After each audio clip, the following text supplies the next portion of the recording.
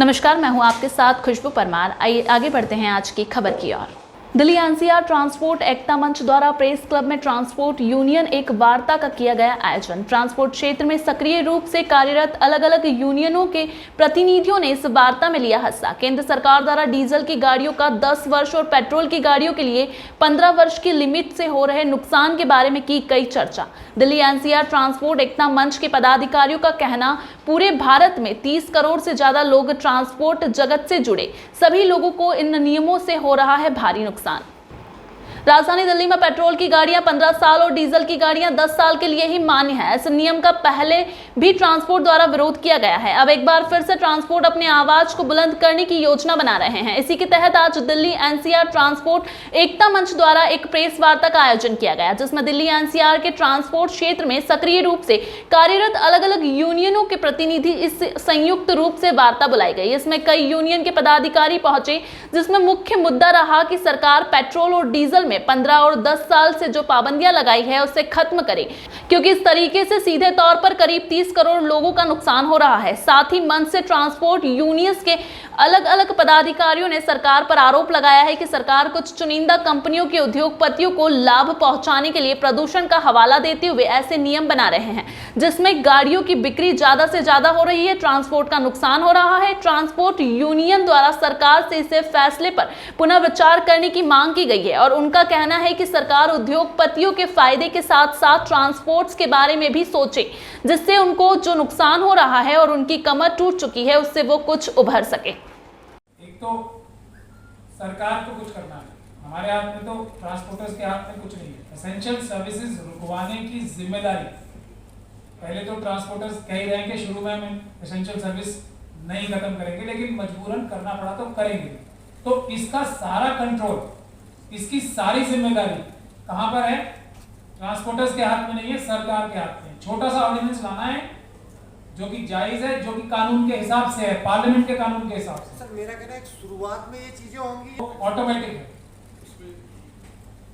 हमारी कोई मंशा नहीं है ऐसा शब्द खत्म करने की, भी आम लोग काफी ज्यादा से प्रभावित होते हैं, लेकिन जब दिल्ली में गाड़ियां नहीं आएंगी तो ऑटोमेटिकली भी शॉर्टेज आ सकती है।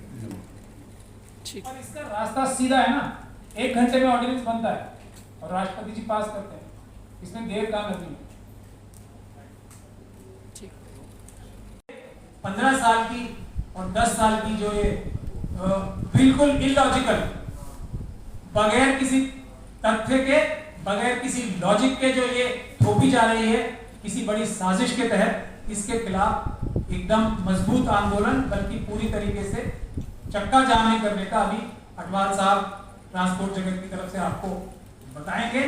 हमारा यहाँ कहना यह है कि हम लोग अपनी पूरी वकीलों की टीम के साथ इनके साथ रहेंगे, क्योंकि लॉजिकली, लीगली, संवैधानिक रूप से भी, कानूनी रूप से भी, लॉजिकल रूप से भी, देश के बचाव के रूप से भी, जनता की, आम जनता की भलाई के तरीके से भी, ये जो बात की जा रही है 10 और 15 साल की, इससे ना सिर्फ ट्रांसपोर्टर्स को फर्क पड़ने वाला है, बल्कि एक आम नागरिक को भी उसका फर्क पड़ने वाला है। एक आम नागरिक जो अपनी बड़ी मेहनत की कमाई से कार, मोटरसाइकिल खरीदता है, उसको भी बहुत बड़ा धक्का लगने वाला है। तो उसको किसी भी हालत में नहीं बर्दाश्त किया जाएगा और उसके खिलाफ कड़ी से कड़ी कार्रवाई की जाएगी, ताकि अगर हम पीसफुल आंदोलन करके इसको कामयाब होते तो ना सिर्फ ट्रांसपोर्टर्स का फायदा होगा, बल्कि पूरे देश का ही फायदा होगा। लीगली मैं आपको ये कह सकता हूं, and you I will also invite questions, whoever wants to ask any question regarding this. और जो गाड़ी 15 साल से ज्यादा पुरानी है, लगभग देश में 48 लाख ऐसी गाड़ियां हैं, 48 लाख। जब वो स्क्रैप हो जाएंगे तो कितने लोग उससे बेरोजगार हो जाएंगे। तो ये सरकार की जो पॉलिसी है इसका हम विरोध करते हैं। बाकी रही प्रदूषण की बात, हमसे कई वर्षों से ये ग्रीन टैक्स के रूप में जो उनसे फंड इकट्ठा कर लिया सरकार, लगभग 2500 करोड़ रुपए हमसे इकट्ठा कर लिया है। 2600 रुपए जब एंटर करते हैं दिल्ली के अंदर उनसे लिया जाता है, जितनी बार दिल्ली में आते हैं 2600 रुपए लिया जाता है।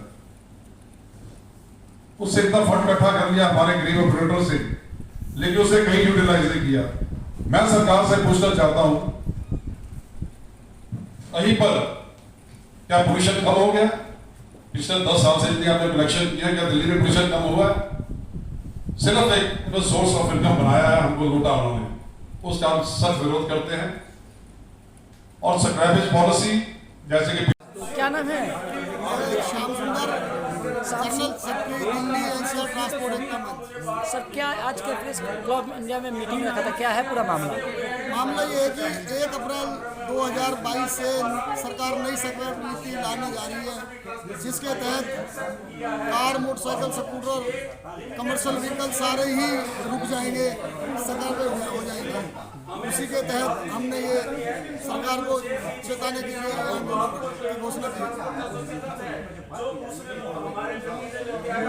अभी सिर्फ गाड़ी की आयु सीमा को लेके है, जो 10 साल और 15 साल पुरानी को लेके। हम सरकार से चाहते हैं कि गाड़ी में एक ही पार्ट है जो धुआं देता है, इंजन, हम उसको बदलने के लिए भी तैयार हैं, सीएनजी में जाने के लिए भी तैयार हैं, लेकिन गाड़ी को बिल्कुल स्क्रैप करने के लिए तैयार नहीं है, क्योंकि हमारी रोजी रोटी जुड़ी है।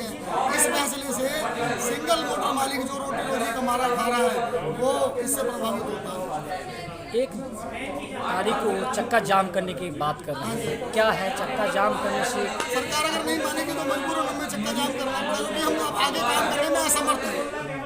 क्या सरकार को लेटर आपने लिखित में लेटर आपने लिख कर दिए? चक्का जाम में कौन कौन सी गाड़ियाँ शामिल रहेंगी? प्रकार की गाड़ियाँ शामिल रहेंगी, मार ढोने वाली सभी प्रकार। इस अंक में फिलहाल इतना ही। अगले अंत में फिर मुलाकात होगी। जब तक के लिए नमस्कार।